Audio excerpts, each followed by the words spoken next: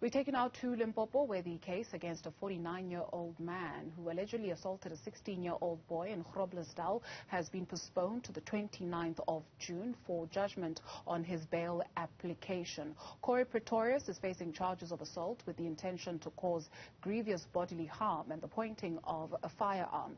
Tshegohaco Moagi was in court, and she has the latest in terms of what transpired in court. Let's start with the fact that Mr. Pretorius says that he fears for his life in prison. Tshego, what did the magistrate say when handing down this decision?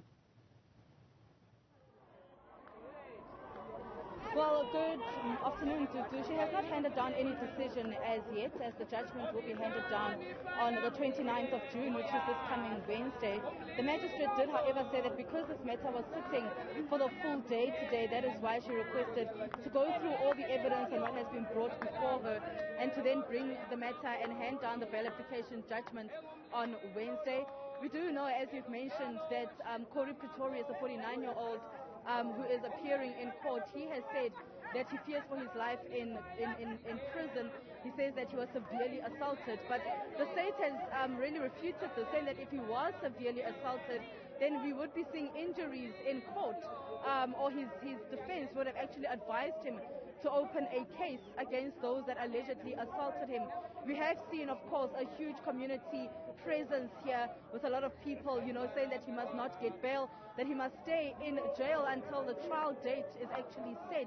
And this is something that the prosecution has also said needs to happen, that he needs to stay in jail for his own safety because of the action that we have seen outside here.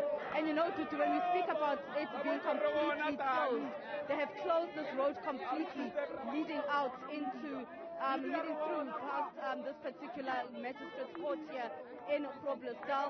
We had a conversation with some of the members, the political parties here earlier, and they have said that they are really hoping that that Corey Pretorius is actually remanded in custody.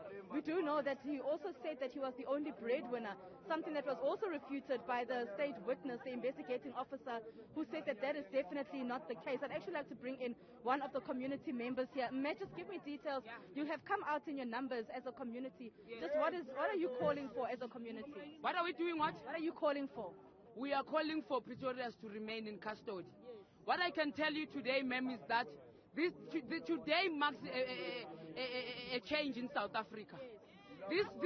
Today is a game changer in South Africa. Yes. For the fact that we took the whole day in here waiting for justice. This day is not for the faint-hearted.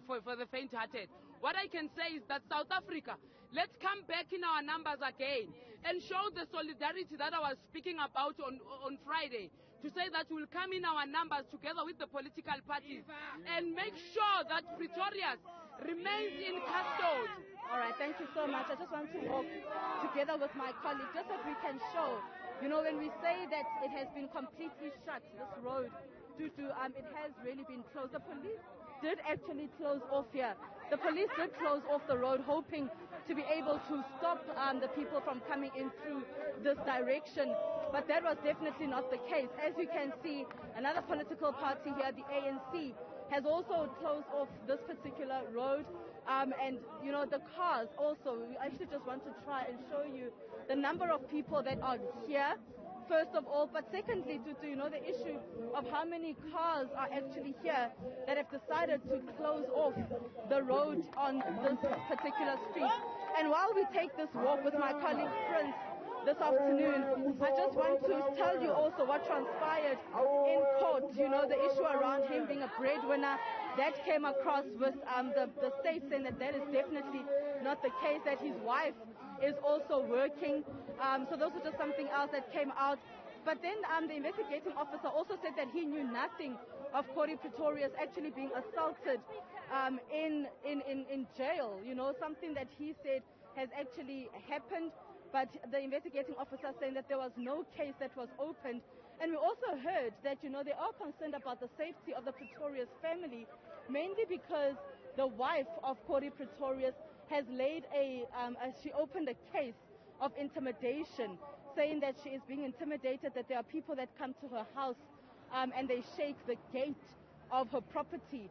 So those are just some of the things that we heard in court today, and some of the reasons that were given by the state as to why he should actually stay remanded in custody rather, mainly for his safety, and also because they are saying that, he could somehow evade trial, but this is something that the defense has said is not possible. He will not evade trial, and he will hand over his passport if he's granted bail to the investigating officer. Another issue, of course, about him being granted bail, he says that he's got a medical condition, he's got depression and epilepsy, and that is one of the reasons why he should be granted bail, because he's been allegedly unable to actually take his medication in prison, something that the investigating officer has said to do is actually not the case at all, because he should be able to take his medication. He was asked, by the investigating officer when he was arrested whether or not he's got medication that he needs to take, and he said he does, but the investigating officer saying that he should be able to take that medication because he suggested to him that he takes his medication with him when he was arrested. So we'll only find out on the 29th of June when exactly bail will be granted, whether or not bail will be granted to Corey Pretorius. Tshegohaco, Moagi, you definitely have the pulling factor, because wherever you go, people definitely want to be there side by side with you. As you wrap up for us and just let us know, that's the situation that happened in court, but outside court, as we see those people that are behind you, what about the town itself? Are shops closed? It's business unusual there? Not necessarily. Really, it's not a matter of businesses being closed. What we do know, however, is that the public toilets on this very street and not too far from where I'm standing, those public toilets have been closed. But it really is business as usual for most of the shops that are here. They seem to be open still despite the protest action here. It is mainly because also the protesters have decided that they are not going to be violent at all. Instead, they will be, just standing outside the court, protesting and singing as we are seeing them do now. So that is really just the situation here in Groblersdal. Some shops still seemingly open this afternoon, despite this protest that we saw. I mean, as we heard from one of the community members, that they've been here since early this morning, and that is definitely the case. When we arrived here, this road leading to the magistrate's court was already closed, and then when we came out a few minutes later, not even hours, we went into court, and a few minutes later, just before court actually started, the protesters were already here. So the businesses are still open, still functioning, because the protesters have been calm, and they've just been really standing outside the magistrate's court chanting. And there's also been a very heavy police presence here, a lot of police officers that have come here to ensure that all goes well and smoothly here in Groblersdal.